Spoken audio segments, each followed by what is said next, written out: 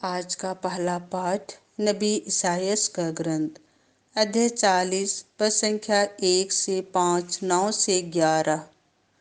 प्रभु का मार्ग तैयार करो।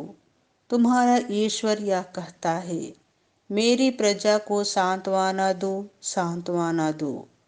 यरूशलेम को ढाढ़स बंधाओ और पुकार कर उससे यह कह दो कि उसकी विपत्ति के दिन समाप्त हो गए हैं और उसके पाप का प्रायश्चित हो चुका है।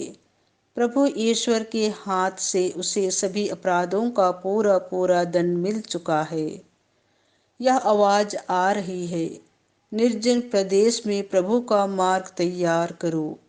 हमारे ईश्वर के लिए मैदान में रास्ता सीधा कर दो। हर एक घाटी भर दी जाए, हर एक पहाड़ और पहाड़ी समतल की जाए। खड़ी चट्टान को मैदान और कागार को घाटी बना दिया जाए। तब प्रभु ईश्वर की महिमा प्रकट हो जाएगी और सब शरीरधारी उसे देखेंगे, क्योंकि प्रभु ने ऐसा ही कहा है। सियोन को शुभ संदेश सुनाने वाले ऊंचे पहाड़ पर चढ़ जाओ। यरूशलेम को शुभ संदेश सुनाने वाले अपनी आवाज ऊंची कर दो। निडर होकर यूदा के नगरों से पुकार कर यह कहो, यही तुम्हारा ईश्वर है। देखो, प्रभु ईश्वर सामर्थ्य के साथ आ रहा है और सब कुछ अपने अधीन कर लेगा। वह अपना पुरस्कार अपने साथ ला रहा है और उसका विजय उपहार भी उसके साथ है। वह गडरिये की तरह अपना रेवड़ चराता है।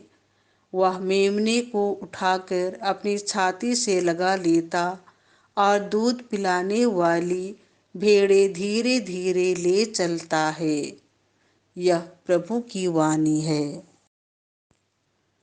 आज का दूसरा पाठ संत पेतरुस का दूसरा पत्र अध्याय 3, 8 से 14।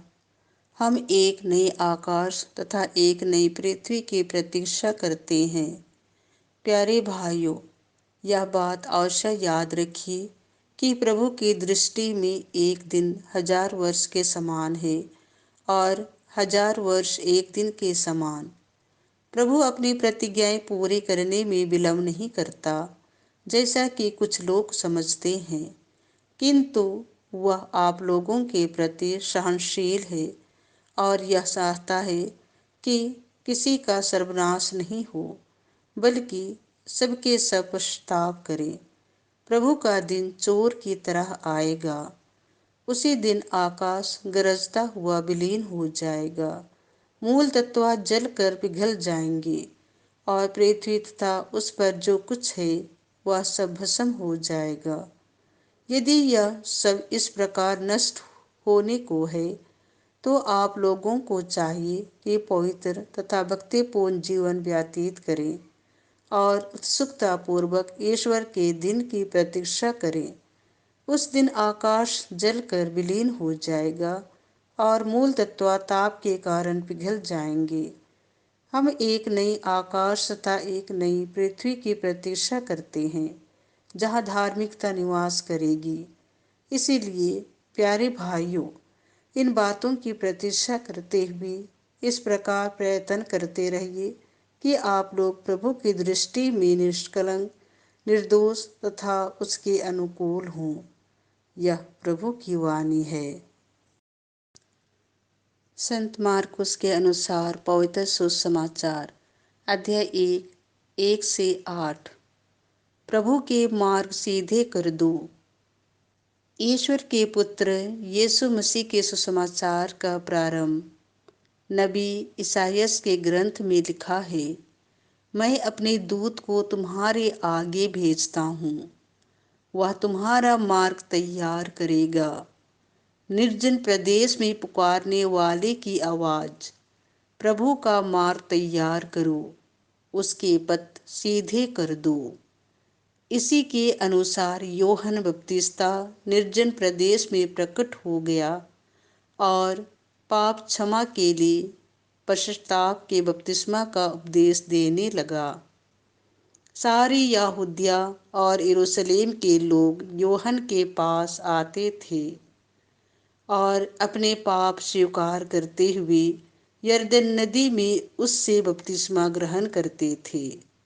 यूहन्ना ऊँट के रोम का कपड़ा पहने और कमर में चमड़े का पट्टा बांधे रहता था। उसका भोजन टिड्डियाँ और वन का मधु था। वह अपने उपदेश में यह कहा करता था, जो मेरे बाद आने वाले हैं वह मुझसे अधिक शक्तिशाली हैं। मैं तो झुककर उनके जूते का फीता खोलने योग्य भी नहीं हूँ।